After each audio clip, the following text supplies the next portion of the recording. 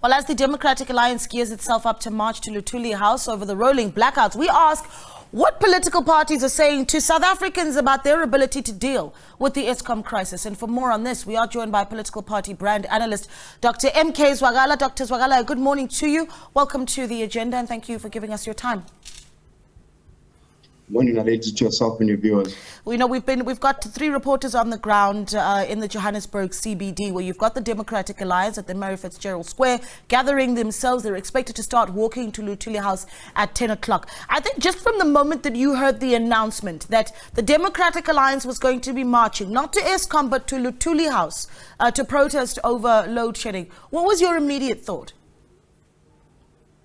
I'm not sure if there are actually any politicians left in the DA. Perhaps Helen Zille left with any political substance that they had to wherever she's cocooning, right? So I say that because if you cannot differentiate between party and state, then I'm not sure whether you're running a political party or some arrangement of a society, right? For me, I think the DA is, look, with 15 months or so, more or less, from national election. I think this is the beginning of the theatrics as we know it from the DA. This is the beginning of electioneering. You know, for instance, an effective opposition would know where to march. They would differentiate between party and state. A couple of months ago, the AFF marched to Eskom offices, right? So that's a proper opposition that can differentiate between party and state and which platform to address which matter.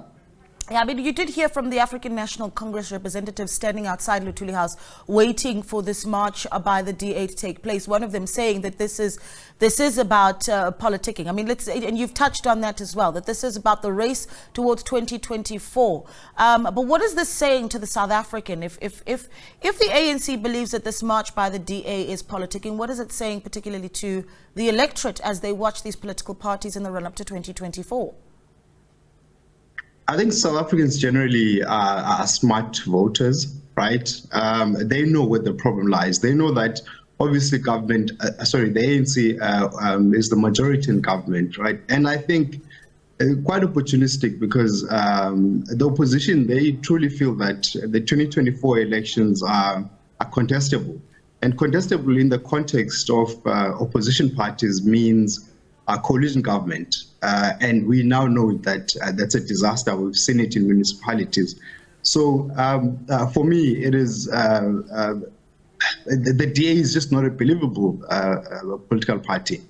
For me, they remain a 20%er because this is the second march that they're going to Luthuli, and they know it, right? So I think for me, if they were solution driven, if they had any interest about solving this slow shedding problem, I think they would know exactly where to address it. They're quite represented in Parliament substantially, right? So we're dealing with a very clever voter that they know that the DA is sensing that they can contest in 2024, and so we are seeing these theatrics. Yeah, I mean, we're looking at, you know, some very colorful visuals outside the ANC offices at Luthuli House, interesting visuals as well as the DA gathers itself. And you talk about how, you know, we South Africans really just want to see the solutions to load shedding. The Democratic Alliance could easily argue that they have offered solutions. They've talked about privatizing electricity generation, offering 75,000 rand tax rebates to cover installing solar systems. These are all solutions that they say they've put on the table. But as a brand analyst, a party brand analyst, have they been successful in getting South Africans to hear their side of the story?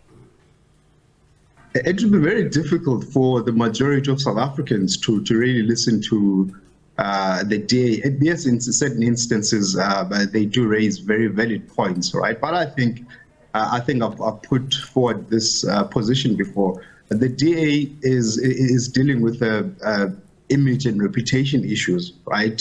Especially from a race politics point of view. So it's really difficult for the majority of South Africans, largely black, to give DA an ear of what they're saying, be it valid or not. I think what tarnishes their image, it's what is said to be the identity. They are known as a party that largely serves the white minority sections of our society, right? So they would not necessarily be believable to the majority of the of South Africans, right? And I think it really speaks to their history. It really speaks to what they stand for. For instance, South Africans are interested in, yeah. Yeah, well, I'm sorry, I'm jumping in there as you're finishing your thought, and I'm going to give you an opportunity to finish it. I'm going to ask, though, that you just be a little bit more patient with us, Dr. Zwakala, because there's so much to discuss. We certainly have talked about the party branding of the Democratic Alliance in the run-up to this march that they're planning to Luthuli House. We'll talk a little bit about our party brand, African National Congress, in a moment, so stay with us, Dr. Zwakala. But we continue our conversation with political party brand analyst, Dr. M.K. Zwakala, as we look at this very big story for the morning. Dr. Zwakala, we spent some time earlier talking about brand Democratic Alliance. I think let's talk about brand African National Congress right now. You've got members of the party this morning sitting outside Luthulu House, really wanting to represent their and protect one you will say perhaps their headquarters as the DA approaches. But what does this march, particularly by the DA, do to brand ANC? Naledi, you remember that the ANC, it's well over 100 years old. You know, they really possess rich history, rich heritage. And I think the members of society are able to differentiate between the different leadership that has been at the helm of the ANC. So the good thing about parties that have got a rich history, a rich heritage, is that they're able to go back and draw from what we call the sources of their equity. So when the challenges come, the ANC would know where to go, what to change. I had the former SG of the ANC, Gwedamata, saying the ANC is then it's able to cleanse itself over time, right? So it has outlived many generations. So these brands remain really strong, and the DA knows it. So if you're talking about, from an opposition point of view, you're talking about DA relatively, not really new, but I think their history comes back from the Labour Party and the amalgamation with the National Party, something along those lines. So there is no, due to the different audiences that they attract, the DA sort of wants to move to a niche market. They want to serve, as I've said earlier on, a certain section of society, whereas the ANC appears to be interested in the broader society. So the brand ANC remains quite strong. And I think the opposition parties will underestimate the ANC come the next elections at their own peril. Yeah, what do you think the tone of this sitting is going to be, or this meeting outside the entrances of Luthuli House going to look like? I mean, we had our reporter earlier, Samkele Maseko, relating to a previous march many years ago where the Democratic Alliance had marched to Luthuli House. Not a very peaceful event. So what do you think the tone of that gathering is going to be? Just earlier, we had one of the members of the party outside Luthuli House of the ANC, essentially saying that they've never marched to the offices of the Democratic Alliance, and they find it quite strange that this is happening. What do you think that tone is going to be when they arrive? Also saying that they're not going to receive or accept the memorandum. The ANC won't take this lightly. This is a charge by the Democratic Alliance. They've laid the challenge, and they're going to Luthulu House instead of government offices or even Eskom offices, for instance. So this may be characterized, we hope not, this may be characterized by anarchy and chaos and violence. We hope it does not get to that. But I think the stance by the DA, the stance itself, it's a very dangerous posture that they're taking. It's a charge, as I've said, it's a challenge to the ANC.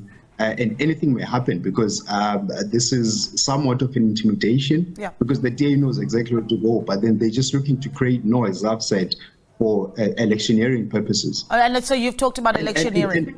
Go ahead, finish that thought. Yeah, and consistently, currently the DA is in court, calling for the unconstitutionality of ANC's cadre deployment policy. Right. Which is in itself, it's flawed in so many ways. Okay. You've got a full bench of judges that are talking to an ANC policy. By the way, all political parties implement cadre deployment. The difference with the ANC is that they've just called it, they formalized it in a policy. What that means in practical terms is that political parties would trust their own comrades for policy implementation in government. The DA does exactly the same thing. So why call for unconstitutionality of an ANC policy? That on its own, it's a very intimidating posture. Yeah, very interesting insights there. Thank you so much for giving us your time. We really do appreciate it. Dr. MK Zwakala is a political party brand analyst.